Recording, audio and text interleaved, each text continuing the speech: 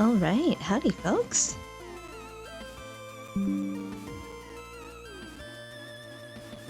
Happy Tuesday. We're back for some more Stories from Seoul. The Gunda. I've preemptively taken my decongestant, so hopefully my voice holds out. I am having some jaw issues today though with the musculature, and it's making it very sore and cranky, so I'm gonna do my best to go as long as I can, but we might have a shorter stream. We'll see how it goes. Okay, so yesterday was really intense. We made it to the O'Brien, and oh gosh, which one was I on? Must have been this one.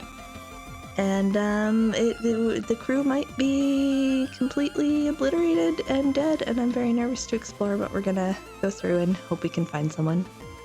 Hey, Mountain Dew! Hello, Jin Chang! Stay alive, stay alive! That's the goal. I have doubts that anyone on this ship made it through, but we're gonna find out. There we go. So it said I could kind of look around and go wherever I want to go. Yeah, he's gone. Let's just look here first real quick. Looks like these are out of action, just like when the gun dog's power was off. That means the only way to the bridge or sickbay is through the maintenance crawlway. I can get to the sickbay from there, okay. That's helpful. You go your entire career with never seeing the inside of one of these things, and then suddenly you spend your entire day climbing up and down them. The panel was still attached though, which means no one's come down from the bridge. Not this way at least. If any systems were functioning, I would be able to feel tremors or vibrations coming from that way. I can't feel anything. Oop, I went too far. I don't see anyone up that way. Then again, with this whole area depressurized.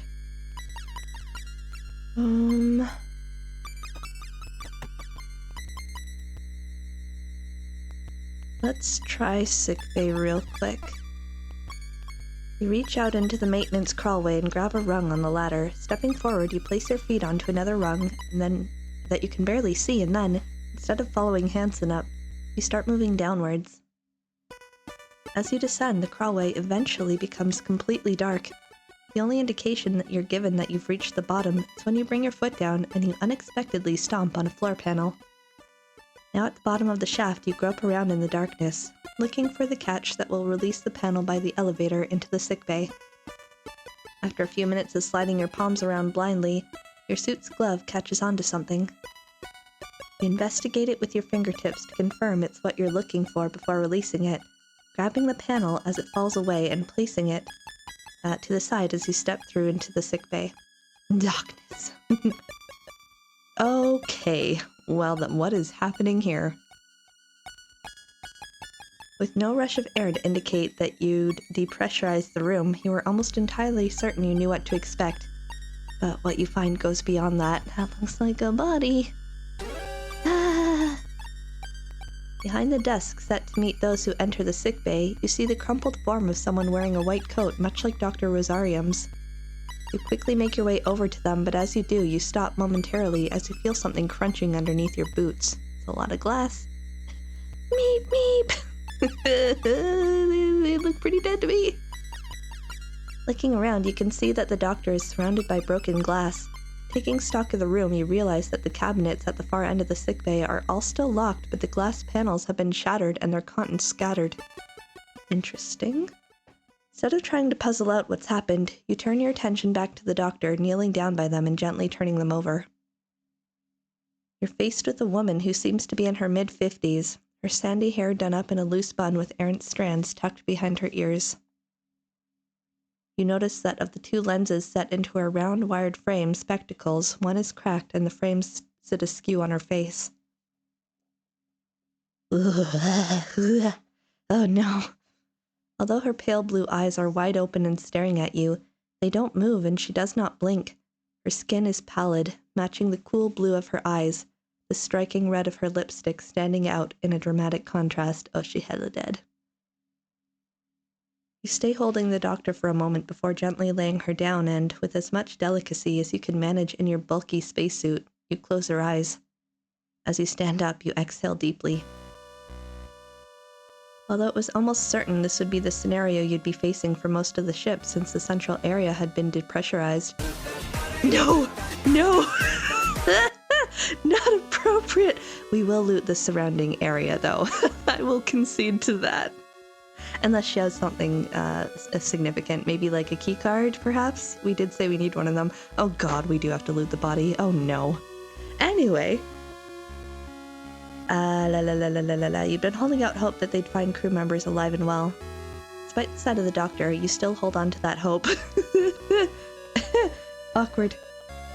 As you survey the room, you turn your attention back to the glass underfoot and the shattered frontage of the cabinets. What happened here? Frontage? Frontage? I actually don't know how to pronounce that.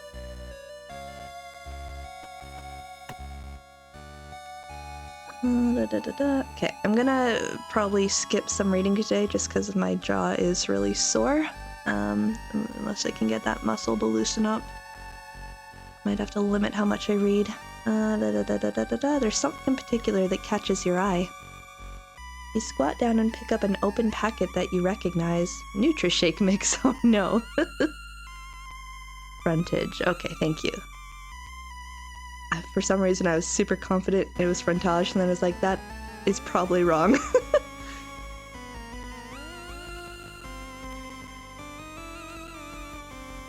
And it's completely empty of the powder that it should contain.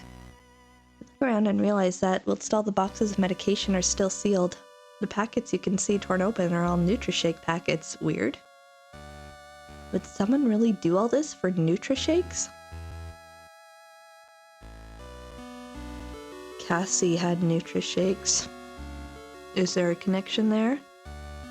Maybe the powder is poison. Is that why Cassie's getting headaches? Oh no. Oh no. Let's look at the body again. Oh gosh, why are you trying to update right now? Computer, we've been over this. Don't do that while I stream. Mind control powder. Dun dun dun. It seemed so innocent. Looks like she was involved in a struggle down here, but I can't tell whether she died before or after the ship was depressurized. No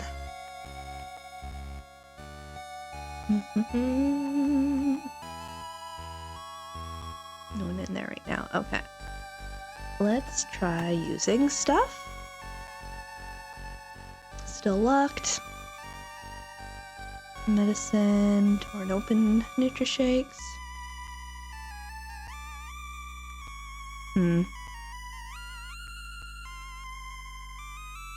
stand over the doctor, trying to see if there are any clues to what happened to her beyond the crack on her glasses lens. As you survey her, you notice that, unlike Dr. Rosarium, she doesn't wear her stethoscope around her neck or her keycard on her lanyard. Damn. Hang on, her keycard. Yeah. The thought reminds you of the chief's instructions that you'd need to use a keycard from a member of the O'Brien's crew if you were going to activate any doors with the PST. You steel your resolve, aware of what you need to do, but not finding the concept altogether pleasant. Sorry about this, Doctor. Squatting beside her, you pat the doctor down. Although the thickness of your spacesuit's gloves makes your task difficult, you do your best to be respectful. Eventually, you reach the doctor's waist and feel a protrusion from her side. Opening her white coat, you see an internal pocket, and after a moment spent trying to fit your gloved hand inside, you manage to grab a hold of something and pull it out. You got the doctor's key card! You stand up and read the name on the back of the card, Dr. Esri DeBoer. You unclasp a pouch on the side of your suit, deposit the card, and then close it again. The doctor won't have the clearance to let me access the central computer. But maybe this will let me find someone who does. Thank you for your help, Dr. DeBoer. I'm just sorry we didn't get here sooner. Haunting. Alright, let's move. Having made your way back into the maintenance crawlway, you work your way up into the darkness, the dull starlight from the airlock that illuminates the central hub barely illuminating the exit above you. As you continue towards it, you pause as your radio hisses into life. Hello, Hansen? Oh, it's Cassie! Oh my gosh, we have signal. Lieutenant Commander Quinn from the JFS Gundog. Cassie, what are you doing on this? We're picking up your signal and have arrived at the rendezvous area. Please transmit your precise coordinates. Over. Is this an old transmission? Cassie, what are you... Oh. We read you. That's a sweet voice you got there, Gundog. I'm transmitting coordinates and mission update files now. It's good to finally... Yeah, this is old. What? This is from when... Roger that, JFS O'Brien. This is Lieutenant Commander Quinn from the JFS Gundog. We're picking up your signal. Okay, now it's repeating. Weird. Loops a few times until eventually fading out into static. With as little explanation as to why the transmission started, it ends. What would be transmitting that recording? Okay. Hey Savage, how's it going? Welcome on in. That's already came through. I'm gonna let Hanson handle the bridge for now. I guess go through this and then the other one. So far so good, just hanging out. Very good, very good. We're going through a ship that's full of dead bodies. That's how my day's going. We had to loot a dead body and it was very uncomfortable. The odds of someone being in there are slim, but it's worth checking. Okay.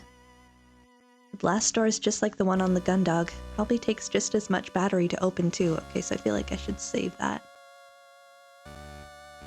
Sounds like you've been there before. No comment. No comment.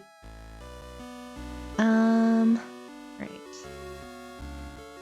It's not worth trying to open until I've got the access codes. Yeah, that's fair. Let's use this one then. Move to the armory, sure. Bracing yourself with your left hand against the wall by the entrance to the armory. Like, if they were under attack, I'm sure someone ran here to try and get weapons. You bring your right hand down in a fist against the door. You continue to pound your fist against the unyielding entryway, hoping that if there's anyone in there and they have enough air, they'll be able to hear you and respond. Maybe I do need to go up to the bridge, because if the captain's up there, I could get their key card, and then... I don't know. After a few seconds of pounding, you press your helmet against the door, hoping that you can pick up the vibrations of someone returning your signal. You're met with nothing but silence. You stand back and hammer on the door, harder this time. After your fist begins to ache, you press your helmet back against the door's paneling. Ooh, hiccup, excuse me. Holding your breath and listening out for any signs of activity. No sign of life, you dejectedly step back, giving the door one final slam with your fist and cursing in silence. Okay, let's go somewhere else. Central Hub. Let me just check this one. Okay, so aft is where engineering was. Movement catches your eye. Oh, wait. That looked important. I was skimming. Movement catches your eye. Okay. You stop to peer into the darkness ahead and catch sight of a silhouette in the distance. Oh my god. No, that's scary. Don't do that. No. Hey, who's there? I'm from the Gundog. You call out, using your radio to broadcast yourself. We're here to help. Come back. Oh no! As the figure vanishes into the gloom, you dash after it, eventually arriving at the end of the long corridor that makes up the four-side thoroughfare. No, game. Having headed past the two crew quarter corridors and seeing no one down either, you move toward the end of the corridor, a dead end when considering the doors to fire control. The mess hall and the hangar are all sealed. Did I just imagine it?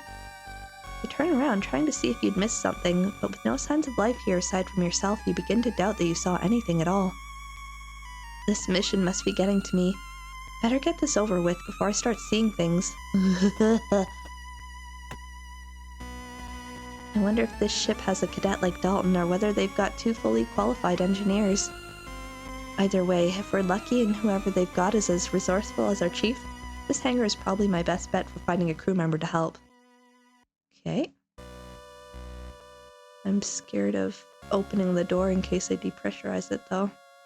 Let's hope that whoever looks after fire control on this ship doesn't have a pair of headphones half as large as Dylan's. The O'Brien follows the same schedule as the Gundog, then there shouldn't be anyone in there. Of course, things like schedules never did anything to stop Cassie from grabbing a bite to eat whenever she wanted. So maybe someone here has a similar attitude. Okay. Yes.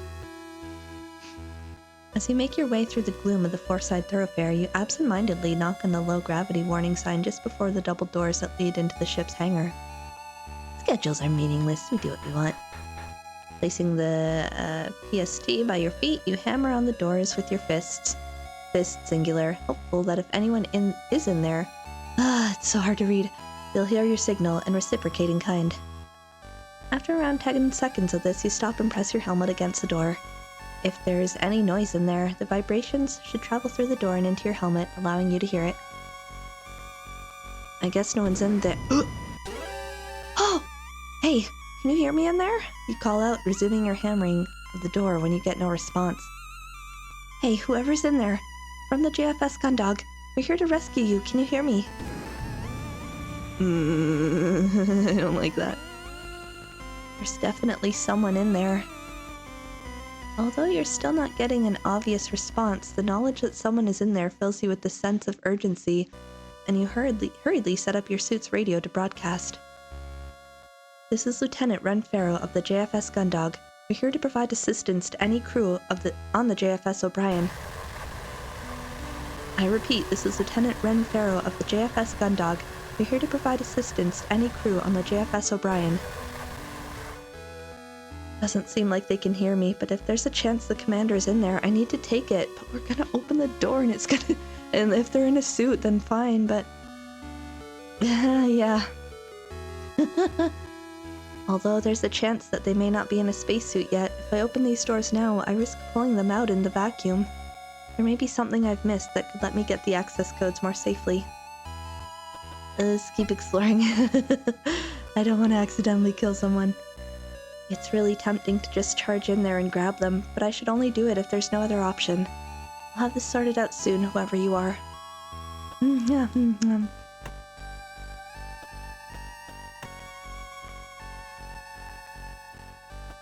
Sure.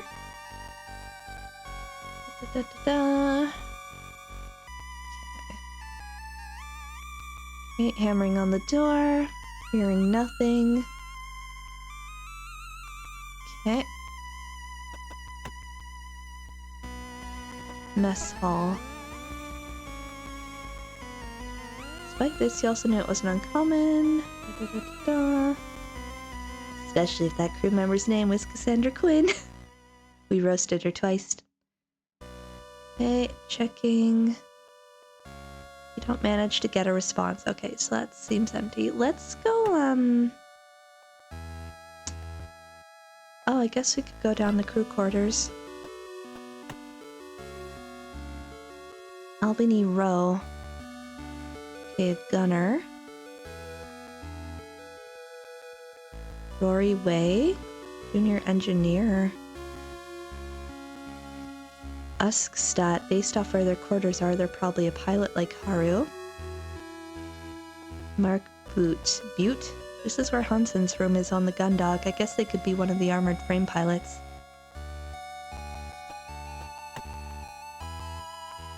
No response. Nothing. Nothing. Nothing.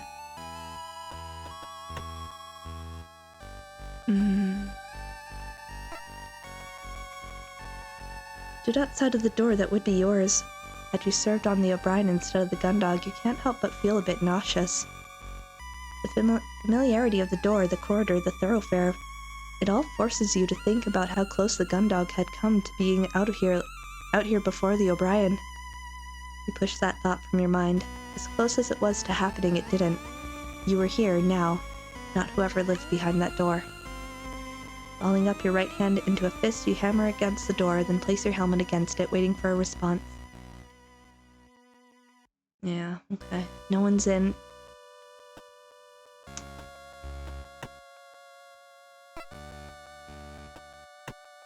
Okay, we'll try the second one. Esri DeBoer. Aw. Sorry I couldn't get to you in time, Dr. DeBoer. Sadness. Jala DeForge. Given the location of the room, I wonder if this is their chief engineer. This is where Vanessa's room would be. Ugh. It says here that it belongs to Jules Bashir. That was the lieutenant Cassie was speaking to just before this all started. Oh, that's right. This is where Cassie's quarters are on the Gundog. The nameplate reads Kim Enry. This must be the O'Brien's second in command.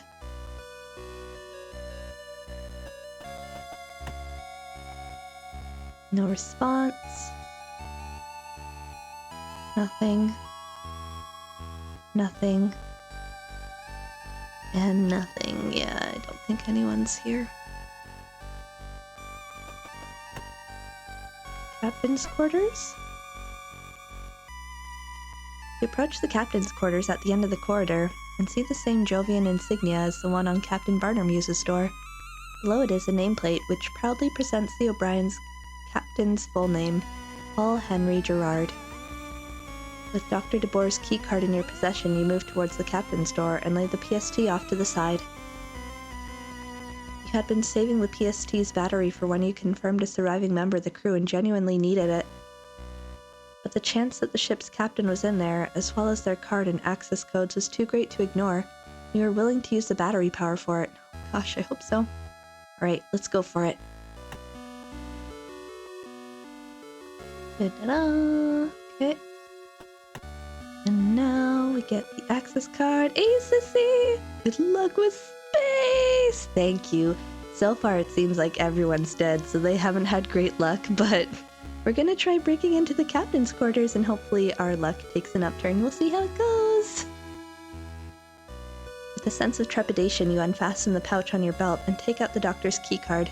As a security officer, your card had enough authority to access every room short of the central computer, even the captain's. You weren't entirely sure that a doctor's card would be sufficient. Without much of an alternative, you slide Dr. DeBoer's card into the slot and hold your breath. Oh, phew, okay. Thankfully, you see the door begin to slowly slide open, and with an exhalation of relief, you stand up. Once the door is open enough to allow you through, you make your way inside. Oh, you got a little bonsai tree. As you'd expected, Captain Gerard's quarters were almost identical to Captain Bartermuse's, with a few small differences. You even have the same painting. Like the lack of an open bottles of liquor. Any open bottles. As you walk in, you look around. Seeing no immediate sign of the captain, you move over to the bedroom portion of their quarters, only to find an immaculately made bed and the same basic features as the ones you'd seen in the captain's quarters on board the Gundog. Well, if they're not here, there's only one other place they could be. Up on the bridge? Or, oh, the bathroom? Leaving the bedroom, you walk past the desk and stand by the door to the bathroom. You gingerly knock, but after realizing that no air, no one would be able to hear that you bang on the door and wait for a response. Hey, Vile, how's it going? Welcome on in. I love that emote. I feel like there's gonna be ghosts on this ship, so we'll probably see some of those any moment now. With no answer forthcoming, you slide open the door, finding nothing but a pristine bathroom. Well, I guess they're not here then. I wonder if when you reach Admiral, you get your own bathtub. The captain's desk, just like Captain Bartermuse's, it's got a terminal and what looks like a telephone, probably a hotline to the bridge. I think I like Captain Gerard's desk ornament much more than Captain Bartermuse's, though. What could be in those files? Ooh, we're gonna snoop! Oh, thank you for the shoutouts, friend! And there is a critical one that must be included here. Dun-da-da-dum! Huzzah. Poor Captain Bartermuse. Let's snoop. Well, let's look at other things first. A small bonsai tree. Regular plants are really expensive back on the colonies, so even getting the seedling to start one of these would cost a fortune. People say that the air in a room with a plant in it tastes way better than the normal pre-processed air you get on a ship or colony, but I've never been around a plant to try it out. Is there like artificial light in here for it to photosynthesize? Thou shalt rehydrate thyself and become cultured. Hydrating now. Hydration complete, even though I took my decongestant. Decongestant. I can't even talk. I am struggling with my sinuses. Ugh. The exact same painting as the one in Captain Bartermuse's quarters. Probably done from a stencil or something, I guess. A bed, chest of drawers, a bedside table, pretty much all the same things as Captain Bartermuse's quarters, just tidier. Alright, let's... What happens if I use this? If this is all for nothing, I guess I could take this back to the Gundog with me. I'm just gonna steal your plant. Though I don't know how long trees last in space. Although I should probably leave it alone until I know for certain. You hesitate for a moment, considering whether or not you should pick up the files in front of you. I kinda want to take it. No one else is using it. Although in normal circumstances, doing such a thing would result in a severe disciplinary action, the reason that these aren't exactly normal circumstances. Anything that could explain what had gone on or help the O'Brien had to be investigated. Besides, you think, it's not like this would be the first report you'd read today that you shouldn't have. You take the file in hand and read the heavy printed text on the front. Naval Report. Mission Log 132, 0804, 0214. Flicking through the report is made difficult by the clumsiness of your spacesuit's gloves, but you manage to quickly skim your way through the file's contents. You scan the pages of general day-to-day ship operations to see if you can find anything out of the ordinary. As you work your way through the logs, a few curious entries in amongst the expected information catch your attention. April 8th, PC-214. Routine patrol path adjusted to investigate erratic Higgs field distortions in outer limits of JCF territory. Ah, okay. April 19th, investigation reveals significant residual boson distortion, inconsistent with standard JCF drive output. JFS Gundog dispatched to support with investigation. April 24th. First, where did I get 4? I was reading PC-214. I can read numbers. Continuous sweep of the area surrounding distortion fields, unknown object. Not recognized as Jovian, Martian, or Solar Federation. Ensign's Butte and Stett dispatched to retrieve. Object onboarded. Oh, did the object do this? At 1927 JST. April 22nd. Long-range communication system remains down. Source not yet identified by Chief Engineer DeForge. O'Brien moved to rendezvous point to meet JFS Gundog for duty transfer. April 23rd. Rendezvous with JFS Gundog behind schedule. Chief Engineer DeForge investigating unknown object for potential cause of communication failure. Destructive investigation authorized. Sounds like they ran into similar issues as us around the time they took whatever this unknown object is on board. Unknown object, huh? That's why you don't pick up weird stuff from space. Bad things happen. There's a time and place for thinking about my civil heritage, and now isn't it? But free stuff in space, but sometimes free stuff in space wants to kill us and it's a bad time. Put the mummy back in the tomb energy, Okay, hang on, I need to clear my sinuses. Sorry folks, bear with me. Okay, sorry, I'm back. Free murderous stuff in space! It just makes me think of Neil into the Moon. Free pony rides in space! I haven't found a pony ride yet though, and I'm a little disappointed, Neil, I gotta say. Okay, so we don't want to do this. Working your way from left to right, you check the large chest of drawers before moving on to the bedside table, and then eventually the area around the bed. Despite a rigorous check of the room, you don't find anything interesting or useful. Just personal effects of the captain that you can't help but feel guilty for rifling through. Neil, my darling! Do I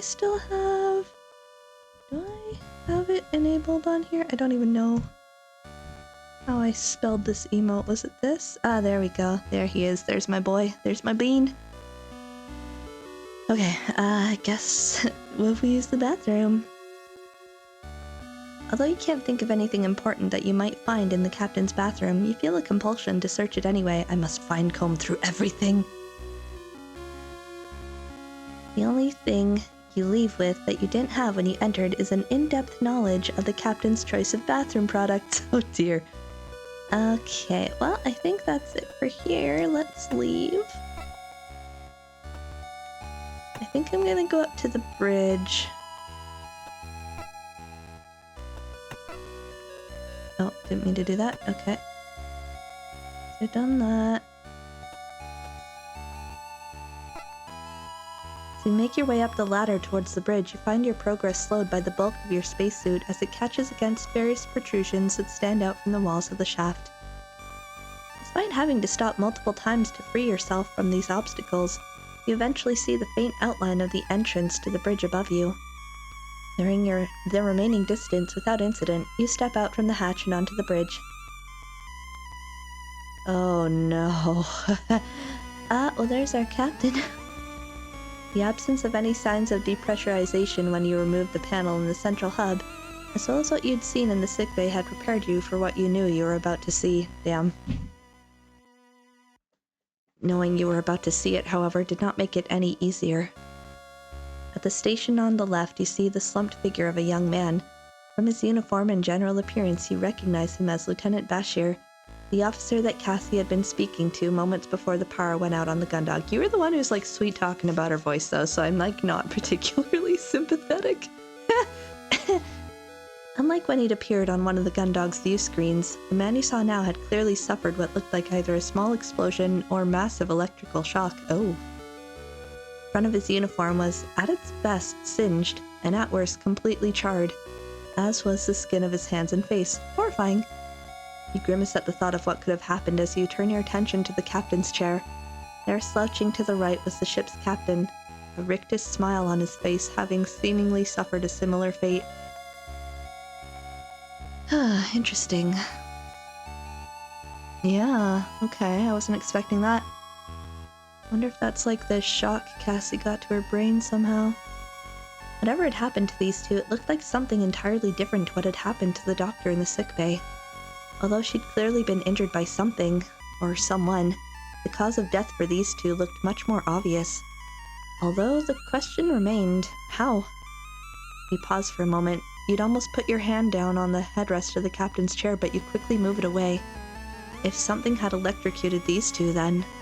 Oh god, hi. Pretty grim, right? You almost fall backwards in surprise as Hansen's voice sounds suddenly from your helmet speakers, and he appears on the far side of the bridge, having emerged from underneath the control station on the right. Easy, Lieutenant, it's just me. What, never seen a fried human? Never seen what a fried human looks like? Dude, come on. Take a deep breath in and exhale, catching the breath that Hansen had just scared out of you. Damn it, Cruz, what the hell were you doing hiding underneath there? Following orders, ma'am. Remember the plan? Hansen lazily waves the folder you'd passed on to him at you. Wait, these guys look like they've been electrocuted. Based on where they are, did you check? Loosen up, Lieutenant. Power's not on. What's there to check for? You can't help but be amazed at Hansen's cavalier attitude toward the risk of a painful death via electrocution. Yeah, not pleasant. Alright, how's retrieving the black box going? Not bad. I've managed to get most of the casing undone, but there's a lot going on in there, and this suit doesn't make it easy. What about you? Find anyone? There was a very ominous entity that I saw for a moment. You turn to look at the captain and Lieutenant Bashir for a moment, before looking back at Hansen. I checked the sickbay and found the ship's doctor. She's dead, too. Aside from her, these two are the only crew members I've managed to confirm. It's not looking good. Guess that keeps things simple. No survivors. We get this box, then we get out of here. We should be thorough, though. We heard a noise. What, you want me to hang around here a bit longer? You want to hang around. This was a whole crew, Hansen. Some might still be alive. Guess you better get looking and find them, huh, Lieutenant? Ease up, Lieutenant. I can say this from experience. If everyone's dead, there's no use wishing they weren't. It's not gonna bring them back. That sounds like a trauma coping mechanism, Hansen. But if you're gonna find them, you should get moving. Probably not much air left anywhere on the ship, even if they're lucky. Another shrug, Hansen walks away from you, heading back to the control station he was hidden under when you entered. Let me know when we're leaving though, alright, Lieutenant? Okay, let's look around. Oh, space, so I love how it's like there's death and destruction, and I'm like, let's just look at the stars.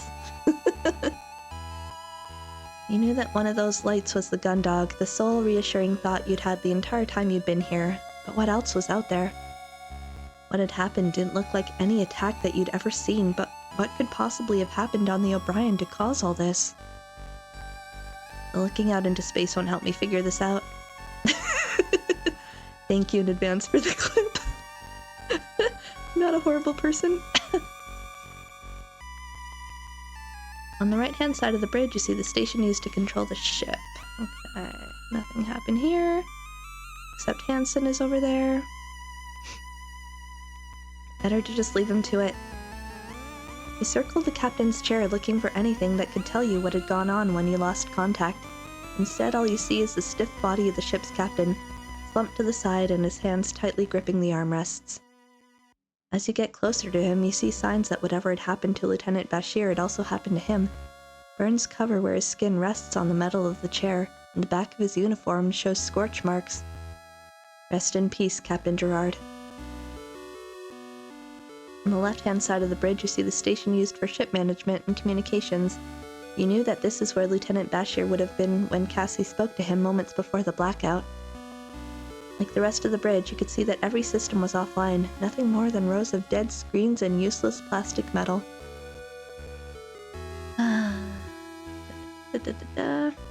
No signs of damage, you rule out an explosion or catastrophic malfunction, leaving you to assume that he must have somehow received a massive electrical shock. What could have possibly caused something like that? I think that's all to look at. Let's use... You'd need either the captain's card or a card from one of the two members of operations. Doing your best to be as gentle as possible, you pat down his left-hand trouser pocket. Feeling nothing through the thick gloves of your spacesuit, you head to the other side and check his chair before repeating the same action on his right. This time you feel something. With a sense of unease, you attempt to remove the contents of his pocket, whilst trying not to disturb the body too much. Eventually, but with some difficulty caused by the clumsiness of your spacesuit and your desire not to disturb Bashir's body any more than you need to, you manage to pull out what feels like it could be his keycard.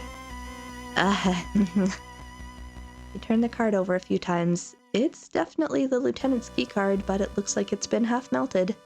Not only is it warped out of shape, but the plastic coating is blistered, with the magnetic strip on the back almost entirely peeled off. You can tell from its condition that it's totally useless. You wouldn't even be able to fit it into any card reader or terminal, even if the surface hadn't been ruined.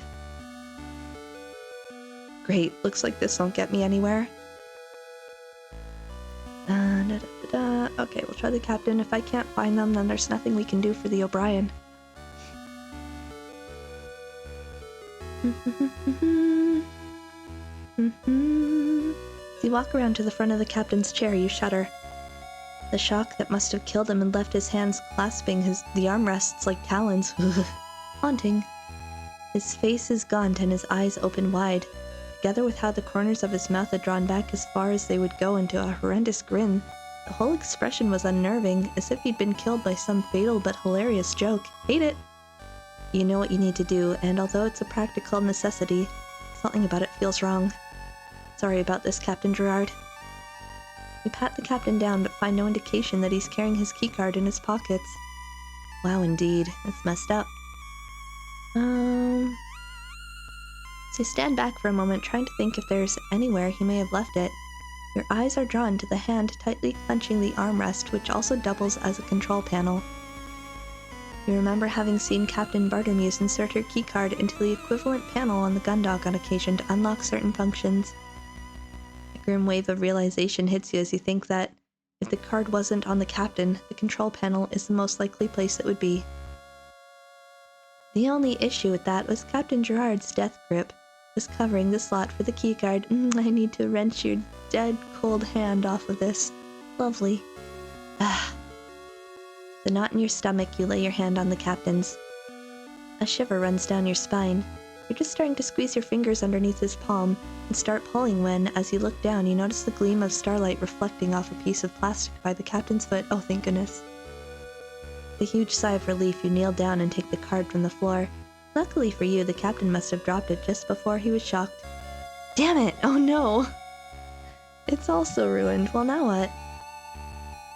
Just like Lieutenant Bashir's, the Captain's card appeared to have suffered the same fate and was totally unusable. You can tell from its condition that it's not getting you anywhere. You sigh as you lay the remains of the card by the Captain's hand. I can't find a card with access to the central computer. There's no hope for the O'Brien.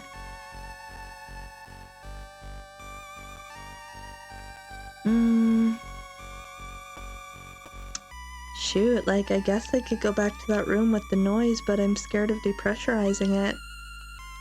I could try engineering maybe, but, like, who else would have clearance authority to the level that I need? Spend a few seconds thinking about asking Hanson if he needs any help or asking how things are going, but after considering the likely responses you'd get to those questions, decide against it. Probably better to leave him be. Okay, well I think I've done everything I can do here. Huh. Okay. So I've been here, I've been here, I've been here.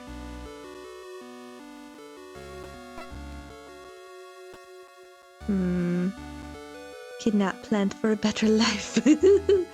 I kinda wanna. It said I had to exhaust things first.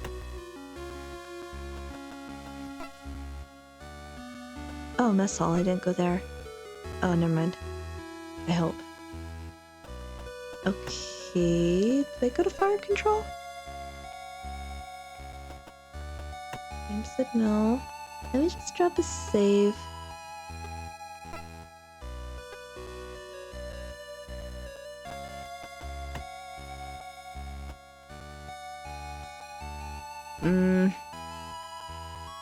With Dr. DeBoer's keycard, I'll be able to access the hangar.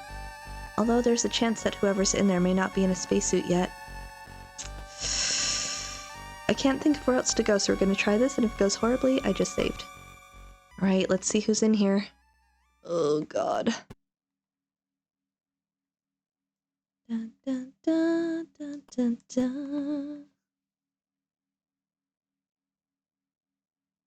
Okay, door begins to move. You waste no time in standing up and working your way through the tight gap before the doors are even a quarter of the way open. Noticing the absence of any signs of depressurization, okay, so it was already depressurized, you continue to force your way through the doors. There's gonna be like the ghosty thing or an alien or something. Ugh. The music stopped too, I don't like that. As soon as you're through as soon as you're through, you vault your way down the stairwell, skipping increasingly more steps at a time as the gravity disappears until you're eventually floating past entire sets of stairs altogether. Setting your radio to broadcast with one hand and grabbing the guardrail in front of you with the other, you call out into the dark void of the hangar. Hello? Is anyone in here? Hello? This is Lieutenant Barrow from the JFS Gundog. We've come to help. Hello? You peer into the darkness, straining to see any signs of life. You knew that you'd heard activity in here from the other side of the doors, so where were they? Oh, I don't like it. I don't like it. Incoming signal unknown. No, I'm gonna get possessed or something. Don't jump scare me. Hey! Oh my god. Get your gun. Get your gun. Get your gun. Robbie? You stand frozen in place, unable to move your legs, unable to speak as the huge machine that has just pulled itself out of the darkness looms over you. It's unlike anything you've seen before. No ship, shuttle, armored frame, or worker pod that you know of looks the slightest bit like this. As you will yourself to do something, anything, the thing in front of you remains totally motionless, until suddenly... Oh, I'm gonna throw up. Something deep inside tells you that you've only got moments to react to whatever is going on. Oh my god, oh my god, oh my god, oh my god. I wanted to get my gun. I'm gonna run. Snapping out of your paralysis, you spin around, kick off the guardrail, and launch yourself towards the hangar entrance. Oh, I'm stressed.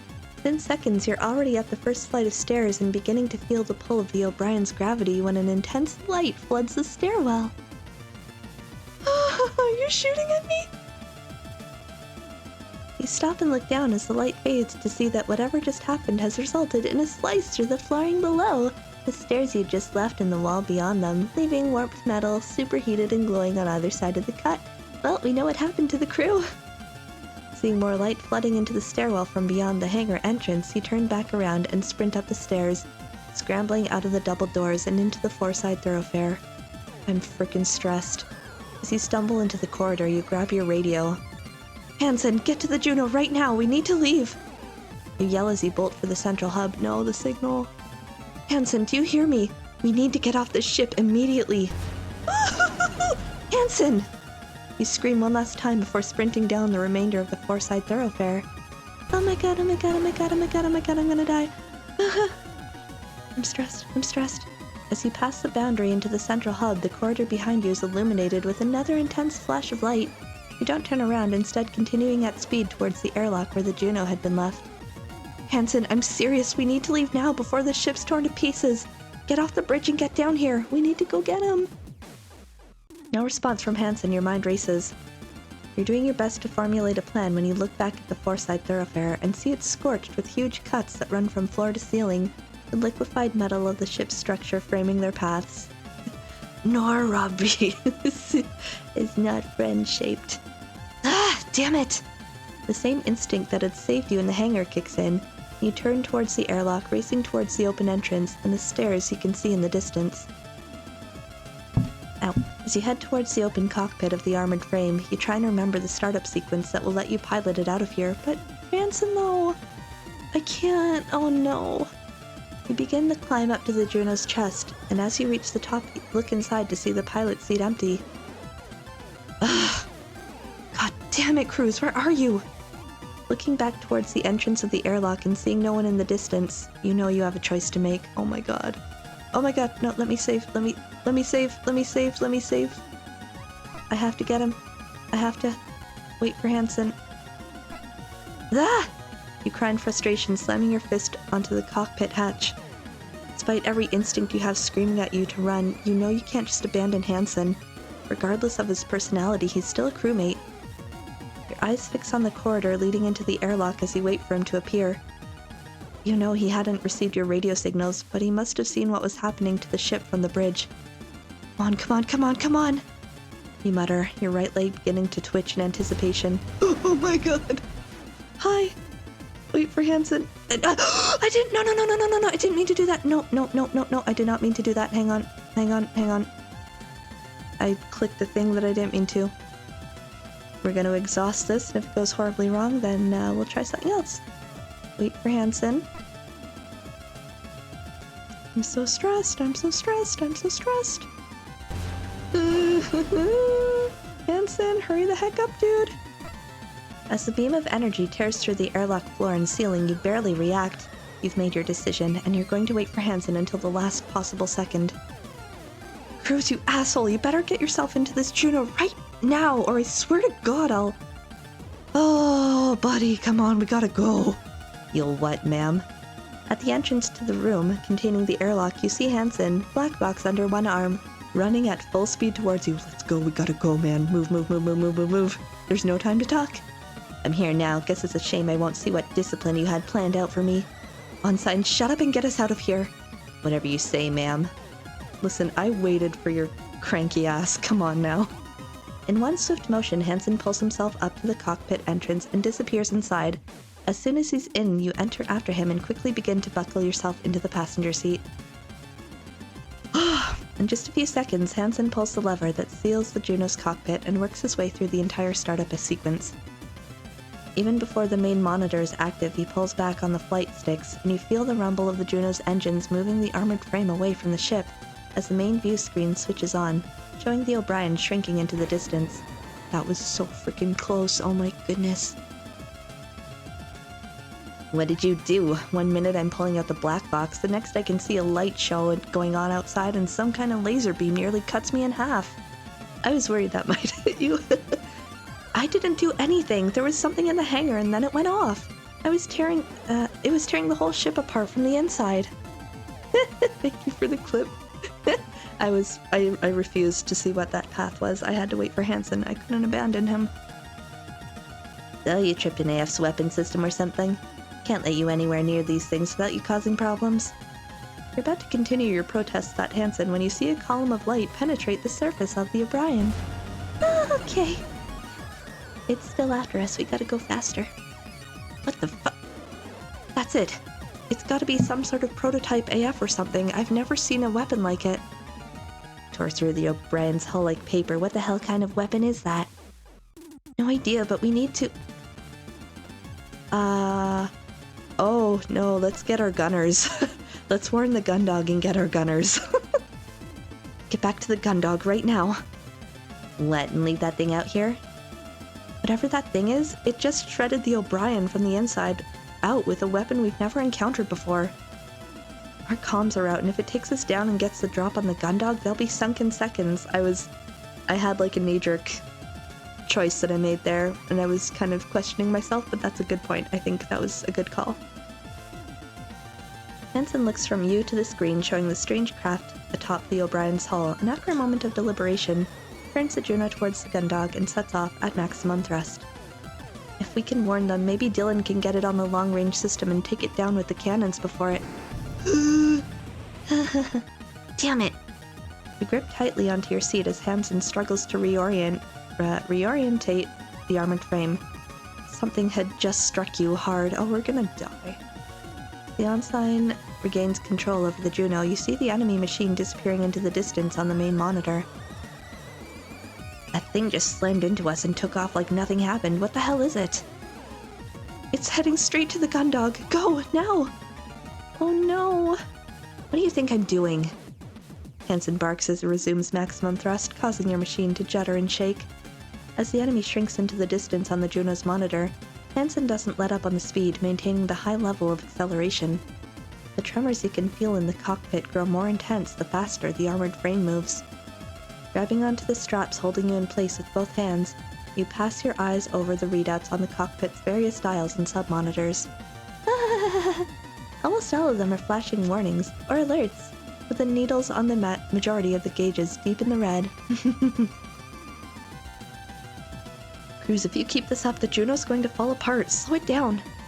Hansen smirks at your order, scoffing at how someone finds more acceleration that increases the vibrations, to the point that you feel like they'll shake you to pieces any moment now. This is my Juno, Lieutenant. Don't tell me how to treat her. She's not as delicate as she looks. And we're gonna need all she's got to get back to the Gundog before that thing. Cruz, if we get back and we're dead... Yeah, you can write me up to the captain when that happens. You groan and close your eyes, trying to ignore the beeping that started and the high-pitched whine you hear coming from the back of the cockpit. You're aware of every second that passes as the two of you race back to the Gundog, the tension worsened by the near-constant screaming of the warning systems. With Hansen in control, all you can do is hope that you get back in time before the Gundog can be cut to pieces by the weapon you'd seen make short work of the O'Brien.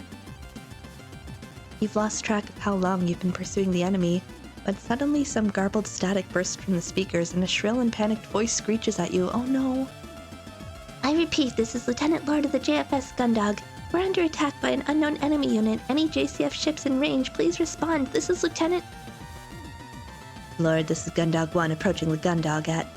Cruz, where have you been? Get back to the ship right now. We're under fire from something. Oh my god. Even when she's like seconds from death, she has to be a brat about everything.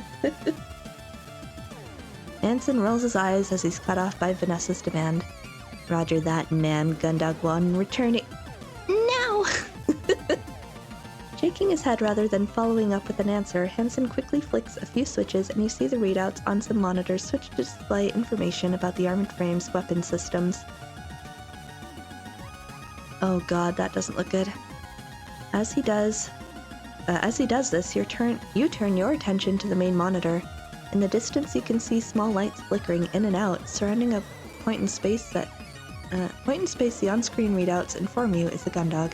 I'm just gonna drop a save here because I feel like I am in my paranoid save era now. Okay. With the Juno approaching the ship at speed, you can see that the lights are actually rounds being rapidly fired from the Gundog's point defense system. A collection of rotary cannons mounted on turrets along the ship's exterior.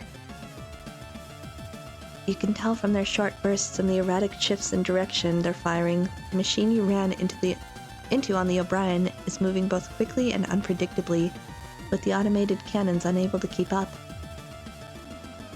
Lord, this is Gundog 1. We're back at... Cruz, what the hell is this thing? How would I know? Ugh, useless! You hear Hansen mutter something under his breath too quietly for the communications system to pick up. Just destroy it. We're already taking some heavy hits to the porthole. Yeah, I get it. Just tell Deez to watch the anti-air. As the Juno closes in on the Gundog, you watch the trajectory of the shots being fired from the point defense system, knowing that they indicate where the enemy machine was rather than where it is, so we can preemptively shoot to where it's gonna go, hopefully.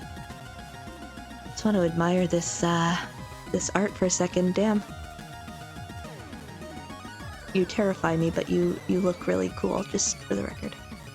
Based on the speed at which it's moving, you know that if you're going to have a chance at taking this thing down, you'll need to figure out a way to get ahead of it. You're about to make this observation to Hansen, but you see a deep focus on his face. He's in the zone, let him do his thing. His eyes tracing the path the enemy moves along as it weaves around the barrage coming from the ship. With a sudden flurry of motion on the controls, Hansen adjusts the armored frame's trajectory, sending it soaring uncomfortably close to the Gundog's bridge, just in time to intercept the strange craft as it rises up from the far side of the ship. Hey! Reusing the same evasive maneuvers, amateur! Hansen yells. Slamming down on the pedals, Hansen positions the Juno over the top of the enemy, and you hear a heavy click as he pulls the trigger on the right flight stick. Blah, blah, blah. That doesn't look like it did anything. Too easy. The little victory pump. Yeah, it's, As the rounds from the machine gun slam into the target, Hansen presses down on a button on the left flight stick, sending a volley of missiles roaring away from the Juno's shoulder pod even, and directly into the enemy, engulfing it in an explosion. Things are heckin' happening. I'm so stressed. Gundog is under attack. I don't think our missile fire is doing anything with this thing.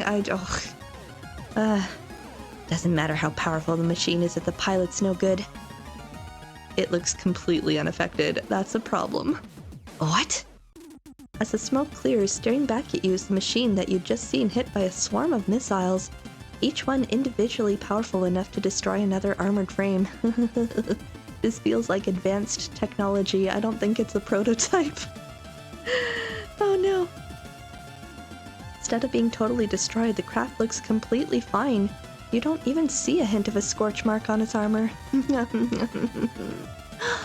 Chan! Hi! Thank you for paying off your library fines, like a good and responsible patron. Cult, join the cult. I mean, I feel like we're about to get slaughtered in space. There might not be a cult anymore. Who knows? What is this thing made of? Hansen snarls, pulling the trigger on the right flank stick again, this time emptying the entire magazine into the target. Oh no. Well, we're dead. Okay, hey! As if totally indifferent to Hansen's assault, the craft turns to face you, and you see an increasingly bright light begin to build in front of it, with sparks and crackles of electricity running along its nearby surfaces. Move! Don't tell me how to pilot! The ensign yells back at you as he navigates the Juno away from the beam that tears through the space you'd just occupied. Only seconds after what felt like a moment of triumph, the tables had been so thoroughly turned, you find yourself being slammed from side to side as Hansen executes a rapid series of maneuvers in an attempt to escape the enemy's pursuit. Huge beams of energy blast through the space around you every few seconds as the Juno dives, climbs, rolls, and banks. As he weaves through the hail of bullets coming from the Gundog's own defensive systems and the attacks from the enemy machine, Hansen's breathing grows faster and faster. Damn, that's like quite impressive. I know your trauma's probably kicking in, but... Hansen, we can't outrun it. We're going to need to figure something out. His eyes flicking rapidly back and forth from monitor to gauge and his hands twitching quickly, sending the Juno darting from place to place. Hansen doesn't seem to notice you at all. He's in survival mode like he was back on the, Calic. Hansen! Hansen! What? This isn't working. We need to do something. Well, use your brain while he's trying to keep us from dying. Don't tell me how to pilot! Stow it. You can't keep this up forever. We need to figure something out. As you yell at Hansen, you get thrown into the side of the cockpit by a high-speed turn that he pulls off just as a huge beam passes overhead, illuminating the cockpit as its brightness fills the monitors. This section of the game caught me completely off guard, but I loved it so much. I am a space pilot at heart. I was like not expecting this. We heard a noise and I was like, maybe an alien's gonna pop out or something at the hangar, and then it was like, here I am to electrocute you, time to chase you through space. It's very well done with the intensity though. I'm stressed. Come on then, ma'am. What do you have in mind? We should... Oh god, the timed meters stress me out. I didn't even process what those options were. Main guns, Dalton's creation. Sure, I don't know. I trust you, Dalton. You rack your brain trying to come up with some way to stop this impervious enemy. I hate timers in general. They just I go into panic mode. My default mode is panic mode, to be honest, but timers just send it up to 11. You just watched it take a direct hit from frame-busting missiles and come away without a scratch. If that didn't harm it, then nothing else the Juno wielded would be able to stop it. Your thoughts race as you try to come up with a solution. How do you destroy the invulnerable? That's it! What? Missiles won't take that thing down? Nothing else we've got is going to be able to destroy it. Great, so what now, Lieutenant? You think we should just surrender now, let it destroy us? That's not what I mean, even. If we can't destroy it, then we need to change tactics. We need to try and disable it. Okay, I'm here for this. Hansen glances across you with a sneer, clearly about to criticize your idea, but before he can respond, his attention is taken by another blast from the enemy's energy weapon, which he evades at the very last moment. Dalton's been working on a compound to seal hull breaches. He's been turning it into ammunition for the Juno's machine gun, too. If it works, we can trap this thing. That stuff's made to set hard enough to act as a new hull. There's no way it could escape. Is that gonna work? I don't know. Hansen scoffs at you despite being in the middle of carrying out a maneuver involving suddenly braking, dropping downward through space, and letting the enemy machine fly overhead so that he can fire another volley of machine gun rounds at its underside.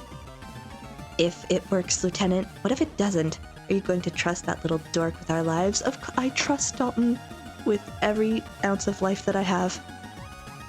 You got a better idea, Ensign? That's what I thought. Same brain cell, me and Ren. As the Juno continues to shake from the strain, its engines are under, and the sudden spins and turns Hansen is making it perform. You manage to lean down towards the communication system and press down on a button that allows you to broadcast. Gundog, this is Gundog 1. Patch me through to Cadet Grange. Don't touch my controls. Dude, shut up. Shut up, Hansen. I repeat, Gundog, this is Gundog 1. Patch me through to Cadet. What do you want, Pharaoh?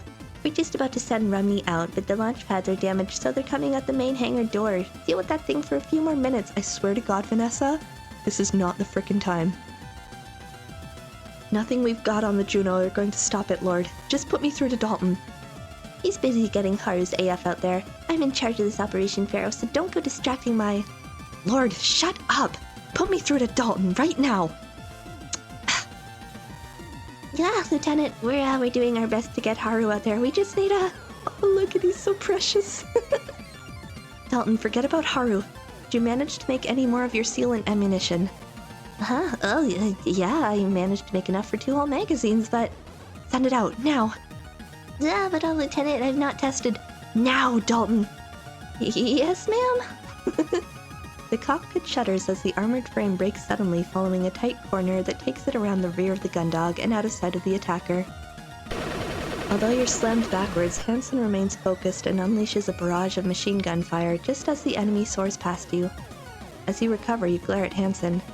Was that necessary? Never waste ammo, Pharaoh. Before the other craft can respond, Hansen quickly maneuvers away, and you see the empty magazine eject from the Juno's machine gun. That's Hansen. Range, send the ammo out on a supply launch, heading 0 Mark 30, full thrust. Yes, sir. 0 Mark 30. Launch in 4 minutes. 4 minutes. Get it done in 2, kid. Don't tease. Oh, well, not really tease. I know it's a stressful situation, but... Yes, sir. Just deal with what we gotta deal with. With the enemy back in pursuit, Hansen brings the Juno up to full thrust, and as he navigates the armored frame above the Gundog into a location you know has the most point defense coverage. Pressure from the sudden acceleration pins you against your seat, but you manage to turn to look at Hansen, the mocking he'd just given Dalton at the forefront of your mind despite everything. You watch as Hansen's eyes flick rapidly to the different screens and readouts within the cockpit, his hands moving almost too fast to perceive as he feathers the flight sticks to simultaneously evade the fire from the Gundog and the attacking craft. Like, he's a damn good pilot, I will give you that.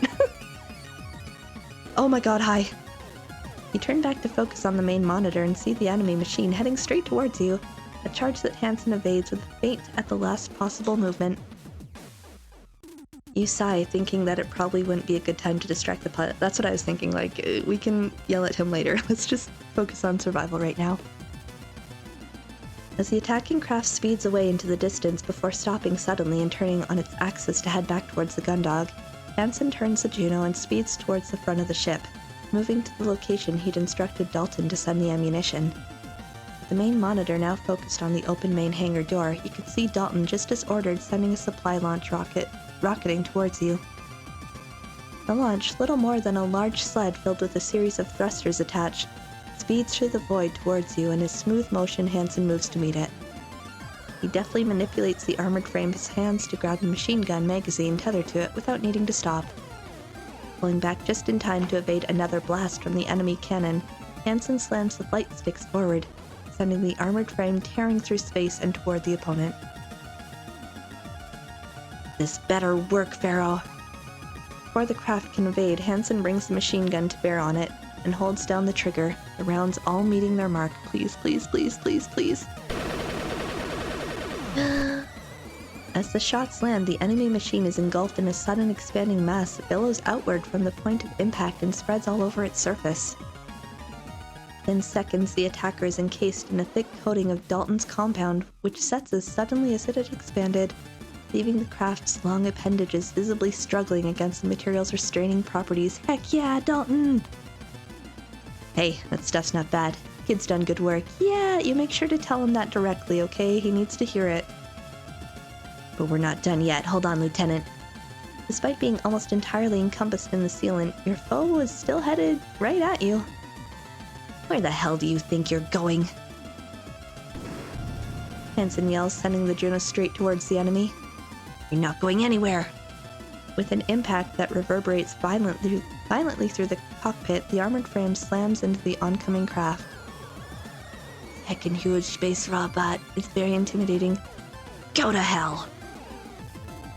Oh, this is so badass. Damn! You watch as with a rapid sequence of button presses on the right flight stick, Hansen commands the Juno to let go of its machine gun and draw its combat knife. That animation was really cool. whole armored frame shakes with each impact as Hansen drives the knife over and over into one of the small portions of exposed armor showing amongst the massive sealant. Get him! Your world becomes a cacophony of noise as the clash of the knife on the armored surface of the enemy machine, the screams of the Juno's engines as they struggle to counteract the other craft's thrust, and the various alarms and warnings all fill the cockpit. Go down! You! Ah, hell. Suddenly you're forced back into your seat by a rush of acceleration. Hansen, what's going on? You just about manage to turn your head against the force of the thrust to see Hansen shunting the flight sticks back and forth and stomping on the pedals. The engines must have cut out, but the controls have gone on ours. I can't stop them. Oh no. Hansen continues to struggle with the controls. Vanessa screeches at you over the radio, sounding more panicked than ever. Cruz, you're headed straight for the hangar. Change course. Cruz! I'm trying. Cruz, you're going to... Oh god. Please tell me Dalton wasn't still there. Oh no, wait, game, no. Wait, did we die? Oh god, hang on. April 23rd, planetary calendar, 2:14. Despite Ensign Cruz gaining an advantage against the unknown enemy craft that had attacked the JFS Gundog, mechanical failure in the engines of his Juno 3 resulted in both the unidentified machine and the armored frame crashing into the ship's hangar. Oh no. Lieutenant Farrow and Ensign Cruz were both quickly extracted from the armored frame and sent to the ship's sickbay. We're not dead though? Oh god, I thought we died. Oh, that was so stressful. Upon being cleared for duty, Lieutenant Farrow is ordered to the hangar to help secure the enemy craft. But wait, is Cruz okay? He was kind of an ass, but I don't want him to be like badly hurt or dead or anything. Outer Jovian space. The hangar of the Jovian patrol ship JFS Gundog. I totally thought we died. That was so... ah. Whew. Right, there it is. You stretch your neck from side to side and roll your shoulders as you wait for the captain's judgment. I'm gonna save before I do anything else. Holy moly. Dr. Rosarium had done his best for the neck injury you'd acquired during Hansen's less than textbook landing. What am I doing walking around with a neck injury? That's not safe.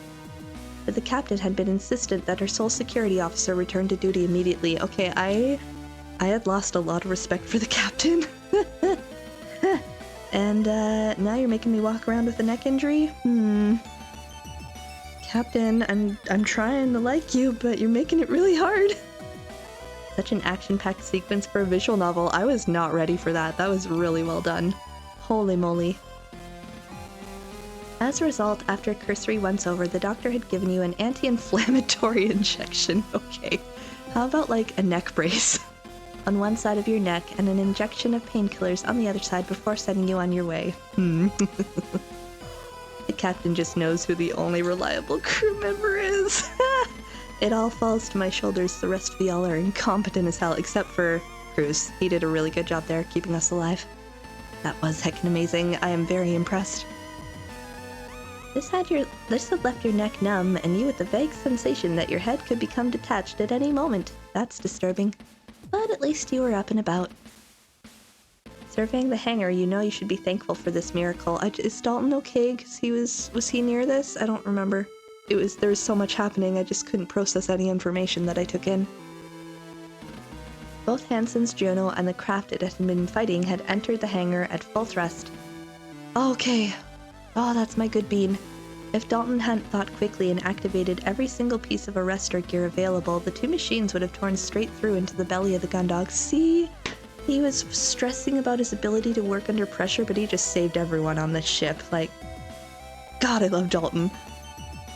On top of that, they'd slammed into the storage container that held the tank he'd been keeping his experimental high-density foam in, causing it to rupture and coat the attacker in the substance and adhere it to the hangar floor. With the machine stuck in place, it didn't take long for the Juno's engines to burn out as it pushed against the immovable object. You make a mental note to give Dalton your thanks later. Not only had the rounds loaded with the substance worked perfectly, but it saved you, Hansen, and possibly the entire ship. Oh, I guarantee it saved the entire ship. What this did mean, though, was that the mysterious assailant which had torn the O'Brien to pieces and nearly done the same to the Gundog was stuck, irremovably for the time being, right in the middle of the hangar. There it is. It had shown no activity since it went dead just outside the Gundog, but having one of those eye-like cameras exposed didn't leave you. Is this craft secured, Lieutenant? Oh, yes, ma'am. To be honest, Cadet Grange's foam has done most of the work for us. With the amount of that stuff it's covered in with... Blah, blah, blah. I don't see it making a move anytime soon. Even the tethers we used aren't really necessary. When we get back to Europa Colony, it'll probably be easier to remove the entire hangar block than to get this thing rather than carve it out. Is that so? Yes, ma'am. You wait for a moment as the captain allows your response to a rhetorical question to hang in the air. We left on very awkward circumstances. Are we cool? Are we good? As far as capturing enemy technology goes, this could have certainly gone more smoothly. It could have gone a hell of a lot worse, though. Y'all almost died. You realize that, right? A bolt of anger shoots through your body. Also, you want to lecture me about competence, lady? Yeah. As if you have any right to criticize things going badly. I thought we all made mistakes. You immediately suppress this reaction as the captain turns back towards you. Regardless, you've all done good work today. Lieutenant Farrow, Cadet Grange. Oh, God, ma'am, yes, thank you. Dalton, who'd been lurking at your side like a nervous shadow this entire time, squeaks. I love him. The unexpected compliment taking him completely by surprise. I mean, that is, if the container hadn't been in that area, then we wouldn't have lost so much hangar space. I'm sorry that... You swiftly but gently elbow the cadet in his side. Which is, thank you, ma'am. Very good, cadet. Well then, the captain once again leaves the sentence to trail off, half-formed. Whereas this manner of speech had previously left you disconcerted, with its indication that there is something the captain was holding back, you'd found yourself no longer bothered by it.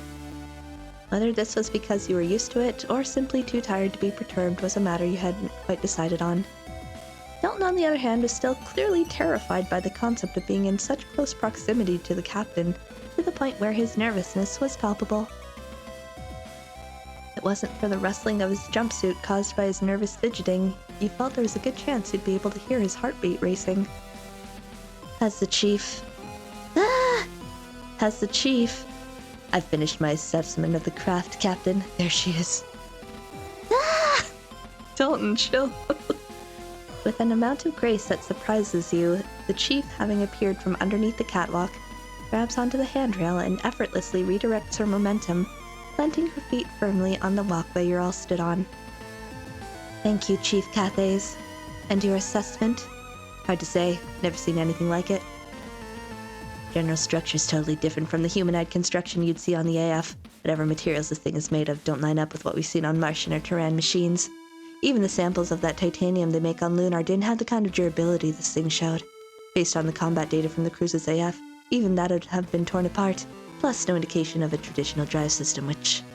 Your security assessment, Chief Cathays. You stiffen as a wave of realization hits you, causing a painful twinge in your neck. As soon as you got out of the sickbay, the captain had ordered you to secure the craft. In your current state, still running on leftover adrenaline and recently dosed up on medication, you'd followed that order to the letter, completely forgetting about assessing any potential risks. Right, yes, Captain. There's no signs to indicate that this craft is active anymore. No measurable electronic activity, no readings to suggest an active reactor. Looks like the whole thing has been totally shut down. The only reading that showed anything was a boson count. I can't read, oh my god. It's surrounded by a massive amount of residual distortion. No idea why, though. You'd need a whole engine to put out the amount I'm registering around it. As far as I can tell, Captain, whatever this thing might be, it's not doing anything anytime soon. I see. And the pilot? If there's anyone in there, they aren't getting out. I've checked over all the visible portions of its structure. There's no trace of a cockpit hatch or entry panel. How strange. Cadet Grange's compound is, there's no way they'd be able... Strong. That's not what that said at all. There's no way they'd be able to break through. Must have gone pretty heavy on the... Oh god. Cyanoacrylate... Really? Cyanoacrylates, huh, Cadet? The chief asks with a wink. Yes, ma'am. Sorry, ma'am. It's a good thing, Cadet. If you hadn't, could really use commas in some of these sentences. If you hadn't, this thing might have been able to tear its way out and continue its rampage around the ship's insides. Best way I can put it, Captain. I hope they've got enough oxygen and emergency rations in there to last them until we get back to Europa, so we aren't getting them out. And you, Lieutenant? You'd hope that the chief's explanation would suffice, but the captain had turned her attention to you expectantly. Hi.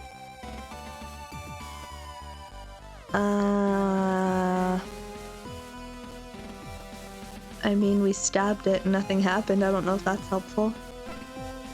Well, I think that in addition to what the chief said, that, yes, Lieutenant?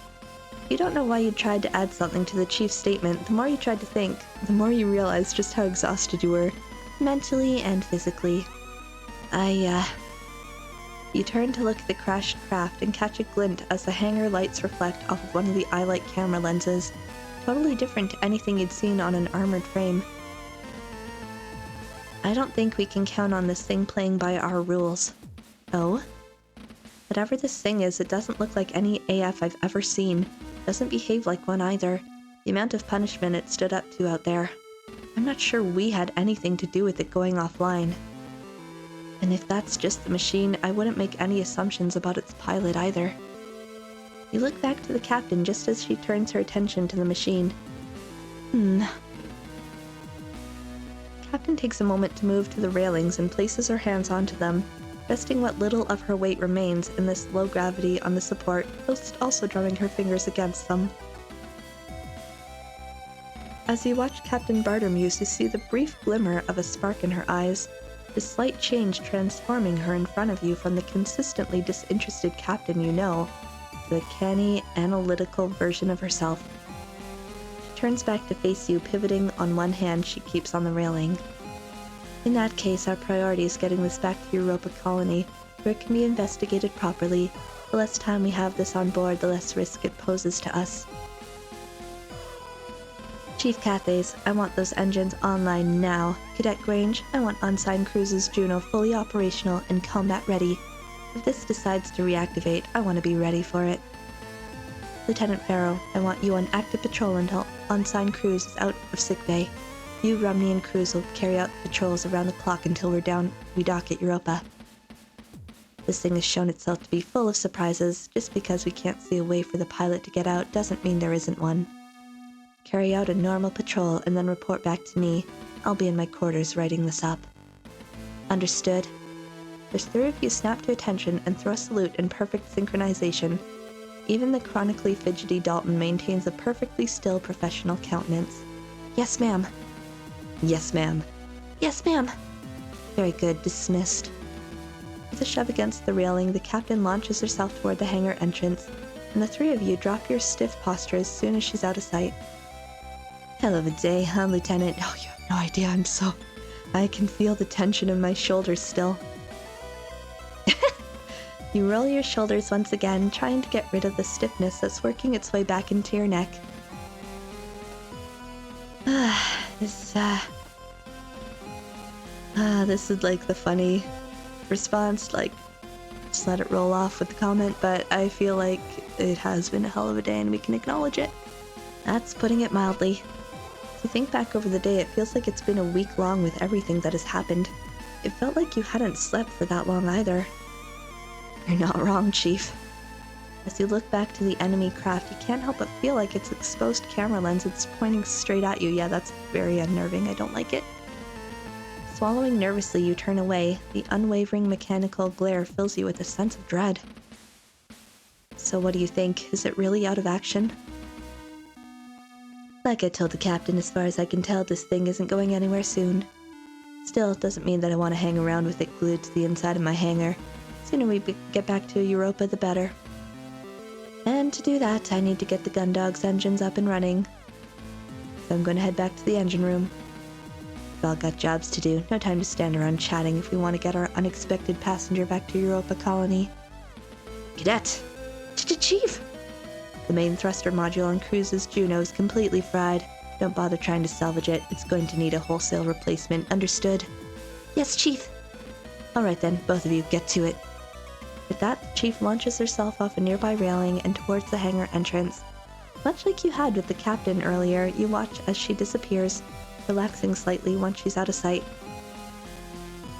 As you look around your surroundings, you see that Dalton has already made his way towards Hansen's Juno, leaving you alone. You kick off the catwalk and begin to gently drift towards the hangar exit, taking one last look back at the hangar before you leave. I want to thank Dalton, though. The once unstoppable machine now sits totally still in the center of the hangar. Despite being encased in the rock-hard compound, the misgivings you felt about how out of commission it really was were hard to ignore. It feels like foreshadowing. He'd never seen or even heard of a machine with the capabilities it had demonstrated, and although the Chief had assured the captain it wasn't going anywhere, you weren't so certain. Beyond that, the thought of the pilot concerned you the most. What kind of person did it take to pilot something like this? Your attention lingers on it for a little longer before you turn your attention back towards the exit. But God, if something happens, Dalton's the one that's right there. I'm stressed. Time for patrol then. Holy, okay. Let me save, in an hour and a half. If you're still there, Cece, do you have a general sense of how much is left of the game, time-wise? Is there still a fair amount left? I'm trying to, like, decide if I keep going or call it for a day. Just another uneventful day aboard the Gundog. All in a day's work, as Ren said. You probably have another stream or two. Okay, that's... I figured I'd have at least one more.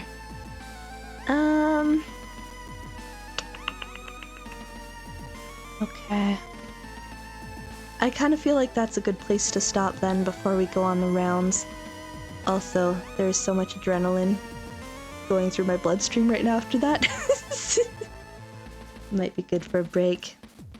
Okay, yeah, I think I'll do that. So we'll try and be back tomorrow, just because my jaw is giving me trouble today. It's hard to talk. So I want to kind of rest it a bit, I think, rather than doing a longer stream. Jaw pain is the worst. I don't know what I did. I have an oral appliance that I wear at night to push my lower jaw forward, and I think I must have slept on it weird. And one of the left muscles in my jaw is really tight, so it's like pulling my jaw to the left, and nothing I do is easing it up. So it's like clicking and just achy anytime I try to talk, so I feel like I shouldn't push it too much today. So regretfully, I will probably leave it there, but that was intense. That was a really well done sequence. And I'm nervous. It's very ominous with its little camera lens peering out at us. I feel like things are still gonna go down. But we'll have to leave that for another day. Let me just take a peek at who's online. Ash is on, Jasmine's on, Mike is on, Juniper's on. There's a lot of people online. Thanks for streaming. Yeah, thanks for swinging by. I think...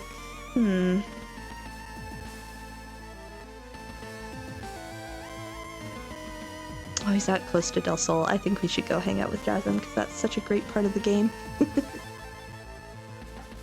Alright. Get some stuff going. So hopefully my jaw is feeling better by tomorrow. I do want to try and wrap this game up this week so I can get FF5 started by the end of the month, or start of March. That is the goal. I'm curious how some of those other options would have panned out. I think I have save points for most of them, so I might take a look at those after I beat the game, but for now we'll continue on the track we have laid out.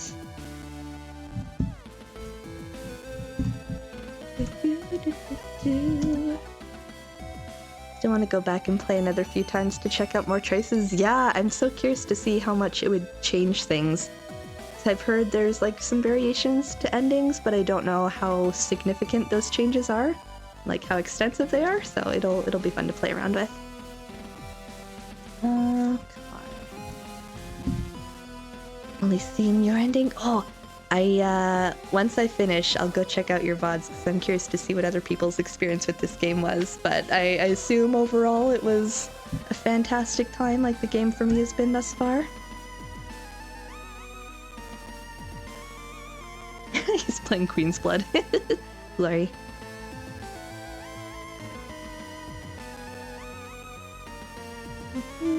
Queen's Blood, so addictive. Oh, I want to play Rebirth again. Alright, folks. We're gonna go say hi to Jasmine. I wish you all a great rest of your day, and fingers crossed we'll try and be back tomorrow to see what happens next. So until next time, take care, everybody. Bye!